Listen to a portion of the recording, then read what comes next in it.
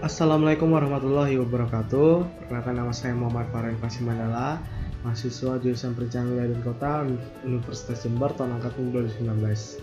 Pada kesempatan kali ini saya ingin memberikan suatu presentasi tentang dua hal, yaitu materi pertama itu adalah konsep dasar geologi lingkungan, dan yang kedua itu adalah geologi pada permukaan tanah. Nah, pada konsep dasar geologi ini saya akan memberikan pengertian umum serta beberapa latar belakang dan juga beberapa konsep, yaitu berupa 7 konsep dasar dari geologi lingkungan.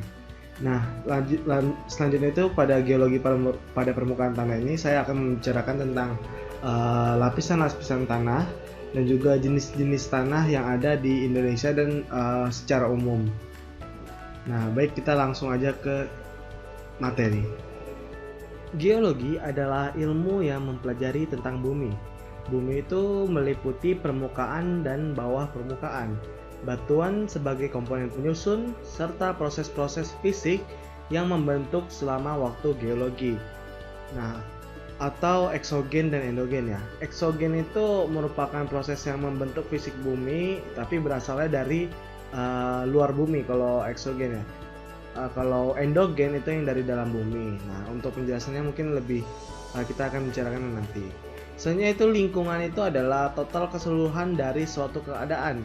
Lingkungan meliputi kondisi fisik dan sosial budaya. Kondisi fisik berupa bentuk lahan, udara, air, dan gas. Sedangkan sosial budaya meliputi etika, ekonomi, estetika, dan kenyamanan. Umumnya, lingkungan diartikan sebagai seluruh sumber daya alam yang berada di sekitar. Namun, lingkungan juga dapat diartikan sebagai seluruh keadaan meliputi fisik maupun non-fisik di sekitar kita. Jadi, nggak sekedar alam saja yang merupakan termasuk lingkungan. Geologi lingkungan dapat disimpulkan merupakan suatu ilmu yang mempelajari tentang bagaimana proses fisik yang terjadi di bumi dapat mempengaruhi kehidupan manusia. Nah, banyak sekali fenomena-fenomena dan serta unsur-unsur di bumi yang mempunyai fungsi-fungsi tertentu, mempunyai struktur tertentu, dan juga mempunyai ciri-ciri tertentu. Apalagi juga seperti fenomena bencana alam dan juga proses-proses terjadi ekosistem dan lain-lainnya, itu semuanya dapat berdampak terhadap aktivitas manusia. Maka dari itu geologi lingkungan ini kita mempelajari hal-hal yang seperti itu. Nah, sejatinya ilmu geologi lingkungan itu tidak pernah terlepas dari pemahaman mengenai bumi beserta isi dan aktivitasnya. Itu yang saya bilang tadi, bahwa bumi ini mempunyai unsur-unsur dan juga mempunyai aktivitas ya, seperti kayak contoh yang paling kita sering dengar mungkin adalah pergerakan lempeng. Nah, itu adalah salah satu faktor proses endogen ya, yang tadi saya sebutkan, yang berasal dari dalam bumi. Nah, kita masuk ke konsep dari geologi lingkungan atau konsep dasar ilmu geologi lingkungan. Nah, itu yang pertama adalah menjelaskan bahwa bumi pada dasarnya merupakan sistem tertutup. Di bumi terdapat berbagai macam peristiwa yang terjadi karena aktivitas-aktivitas setiap bagian dari bumi.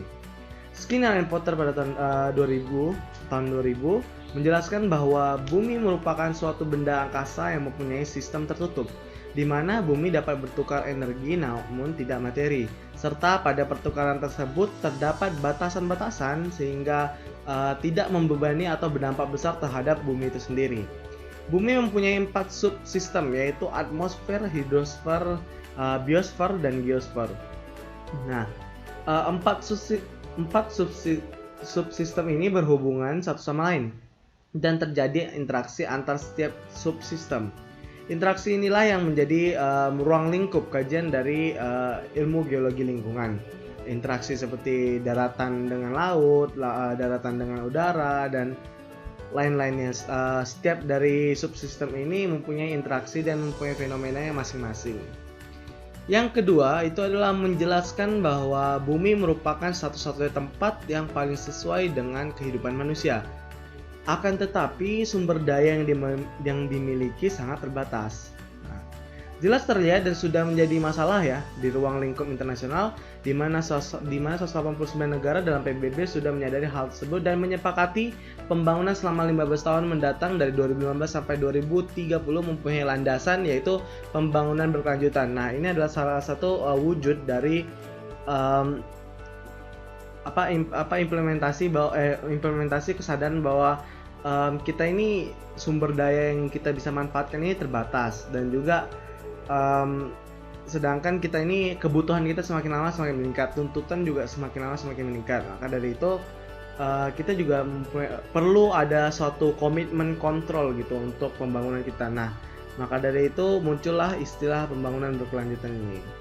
Hal ini bertujuan agar meminimalisir dampak negatif dari pembangunan yang dilakukan. Juga kita harus memanfaatkan sumber daya alam kita dengan optimal. Dalam melihat suatu kawasan, terjadi pertimbangan potensi dan masalah. Contoh, jika suatu lingkungan mempunyai potensi ekonomis, visual, dan sosial, apakah kita bakal menyia-nyiakannya? Tentu tidak. Pasti kita mau kalau kata kasar itu adalah mengeksploitasi, tapi tentu perlu pertimbangan yang matang antara potensi yang bisa kita manfaatkan dan kita eksploitasi tadi, dan masalah yang dapat timbul jika pengelolaannya itu tidak tepat. Nah, kita juga perlu ada pertimbangan antara potensi sama masalah itu. Konsep ketiga itu adalah menjelaskan bahwa proses-proses fisik yang terjadi di bumi mengubah bentang alam yang kita miliki. Pengetahuan tentang sejarah geologi mengenai proses yang telah terbentuk pada masa lalu yang saat ini kita masih bisa lihat hasil dari proses-proses itu. Bentang alam bumi itu dapat berubah-ubah. Yang saya sebutkan tadi adalah pergerakan lempeng contohnya ya. Itu dapat membentuk bentuk permukaan bumi itu bakal berubah ya. Dan itu kalau bagi kita yang mungkin rentang waktu hidupnya mungkin nggak sampai 100 tahun, itu belum bisa melihat secara jelas perbedaannya. Tapi ketika kita melihat sejarah, maka kita bisa membandingkan bentuk fisik bumi dulu dan sekarang itu kita bisa bandingkan dan bakal terlihat perbedaannya. Ini yang saya bilang, namun ianya tidak terjadi secara instan ya. Dia itu terjadi pada waktu yang lama. Kita bisa melihatnya dalam sejarah. Nah, konsep keempat itu menjelaskan tentang banyak proses alam yang terjadi di bumi yang membahayakan umat manusia. Nah, sebagai contoh nih, aktivitas gunung berapi atau meletus, tsunami, erosi, longsor, gempa bumi, dan lain sebagainya. Nah, kalau bisa dibilang ini adalah proses ini ya, kita sebut sebagai bencana alam. Nah, hal ini menunjukkan bahwa suatu lingkungan itu tidak hanya memiliki potensi, ini jelas banget ya, namun juga masalah bencana alam. Maksudnya itu dalam suatu lingkungan itu nggak hanya ada potensi, kita juga mempunyai ancaman ya. Ancaman dari proses fisik itu bahkan bisa sampai membahayakan umat manusia gitu. Nah, bencana alam itu sejatinya itu nggak dapat dicegah, tapi kita bisa antisipasi dan berusaha untuk menghindari kemungkinan terburuk atau meminimalisir dampaknya. Nah, kalau saya contoh untuk daerah pesisir yang rawan banget untuk terjadi tsunami, misalnya di sekitar Sumatera bagian baratnya, itu misalnya di Padang sendiri itu ada beberapa kelurahan yang memang dekat pesisir itu membangun pemecah ombak itu untuk biar menahan ombaknya nggak terjadi abrasi ya kalau untuk di sekitar pesisir.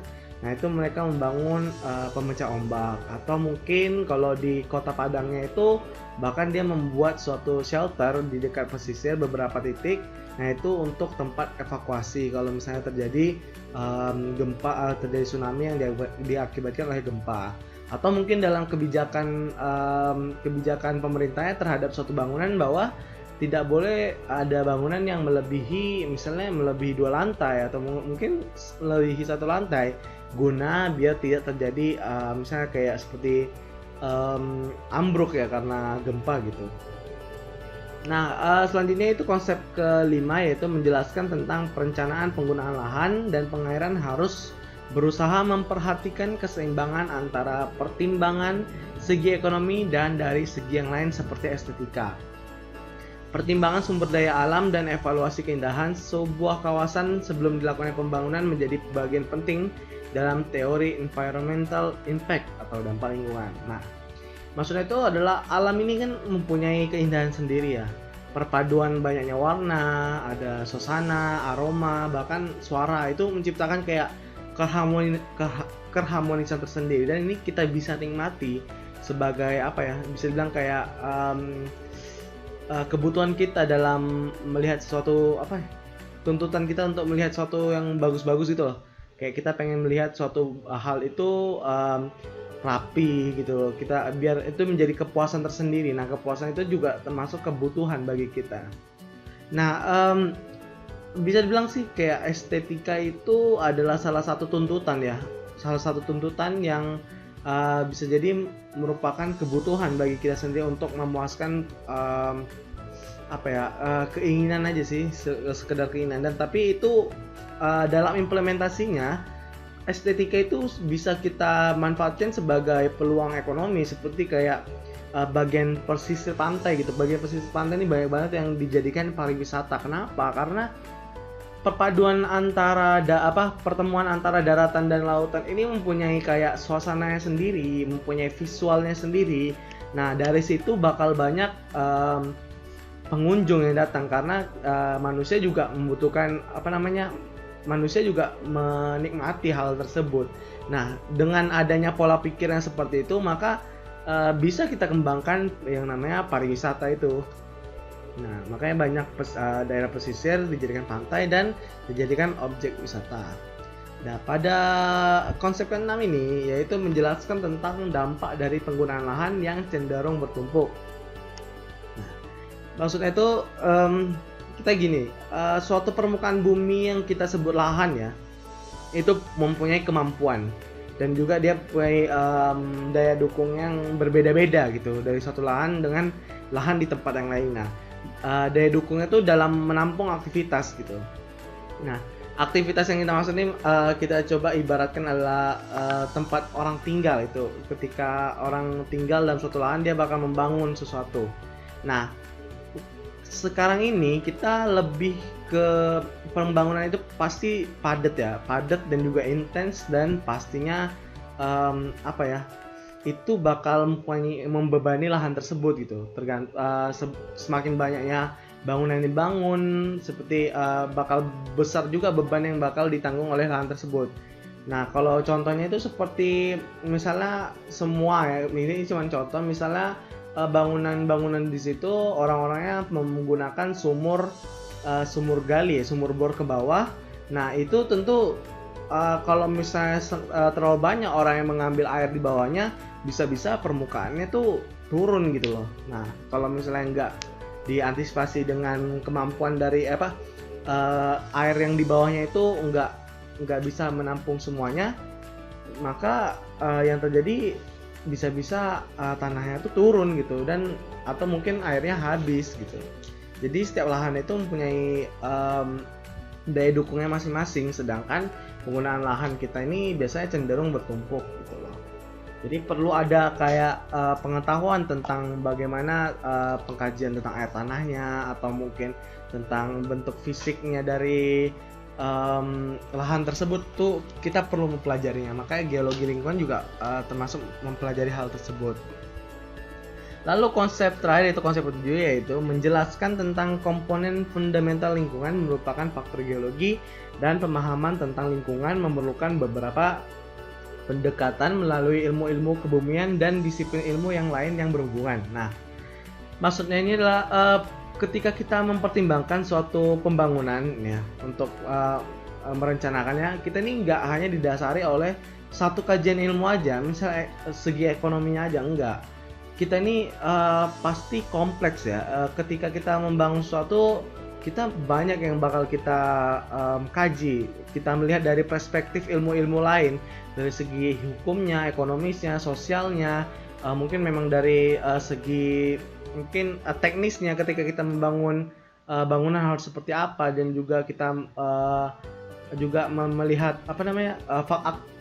faktor fisiknya ya, seperti yang jelas-jelas tuh kayak jenis tanah dan lain. Kita juga perlu mempertimbangkan hal tersebut, dan ini termasuk kompleks gitu. Jadi kita nggak bisa hanya melihat atau mengkaji suatu pembangunan, mempertimbangkannya, merencanakannya tuh dari suatu potensi yang dihasilkan dari satu sisi perspektif aja.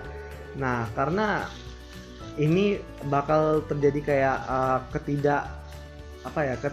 kalau misalnya dari satu perspektifnya kayak nggak lengkap aja gitu, karena kita nih banyak yang perlu yang bisa dikaji, dan akan kalau misalnya kita udah melihat dari berbagai perspektif, pertimbangan kita tuh dan argumen kita tuh bisa makin kuat, dan output yang bisa kita hasilkan dari rencana itu bakal keluar lebih matang gitu, dan semoga aja hasil dari apa yang kita rencanakan itu tujuannya itu tercapai dan hasilnya juga memuaskan gitu. Nah, itu untuk konsep dasar geologi. Oke, jadi selanjutnya itu pada bab selanjutnya itu ya geologi pada permukaan tanah. Nah, di sini kita bakal ngebahas tentang lapisan tanah dan juga beberapa jenis tanah secara umum ya, berdasarkan tekstur. Nah, kenapa kita harus tahu dulu kenapa sih tanah itu bisa terdiri atas lapisan-lapisan? Karena seiring berjalan waktu terjadi suatu batuan itu mengalami pengikisan, dan ini terjadi dalam jangka waktu yang sangat lama. Nah, kikisan tersebut yang terjadi dari bawah angin atau air, dia bakal berkumpul di satu titik. Nah, di titik tersebut lama-kelamaan dia bakal mengendap. Nah, ketika dia mengendap, dia akan membuat suatu lapisan tersendiri. Nah, hal ini terjadi dalam waktu yang lama sekali, dan akhirnya lapisannya itu semakin lama semakin banyak, dan biasa mempunyai karakteristik yang berbeda-beda ya, berdasarkan ketuaannya. Kalau kita bisa lihat dari tanah yang paling atas itu biasanya biasanya warnanya gelap gitu, untuk juga masih bisa ditumbuhi tanaman. Sedangkan kalau di bagian bawah tuh mungkin udah nggak bisa lagi ditumbuhi tanaman, karena dia juga udah sangat padat lagi dan sangat keras, sehingga tumbuhan nggak bisa menembus akarnya. Nah, ada gambar yang memberikan struktur lapisan tanah. Nah, pada lapisan atas itu berwarna gelap dan kehitam-hitaman, tebalnya antara 10-30 cm. Nah, lapisan ini merupakan lapisan tersubur karena adanya bunga tanah atau humus. Lapisan tanah atas merupakan bagian yang optimum untuk kehidupan tumbuh-tumbuhan. Nah, semua komponen-komponen tanah terdapat di lapisan ini, yaitu mineral 45%, bahan organik 5%, air antara 20-30%, dan udara dalam tanah 20-30%. Nah, kalau bagian tengahnya itu ada sekitar 50 cm sampai hingga 1 meter. Nah, itu warnanya itu lebih cerah daripada lapisan atasnya. Dan lapisan ini berbentuk dari campuran pelapukan yang terletak di lapisan bawah dengan sisa material topsoil yang terbawa air mengendap. Nah, sehingga bersifat lebih padat dan sering disebut dengan tanah liat. Nah, bagian selanjutnya itu tanah lapisan bawah, warnanya itu lebih cerah ya. Warnanya lebih cerah, lebih padat daripada tanah lapisan atas. Lapisan tanah ini tebalnya antara 50-60 cm. Habis sering disebut tanah cadas atau tanah keras. Nah, di lapisan tanah ini kegiatan jasad hidup mulai berkurang. Biasanya ditumbuhi tanaman berumur panjang dan berakar tunggang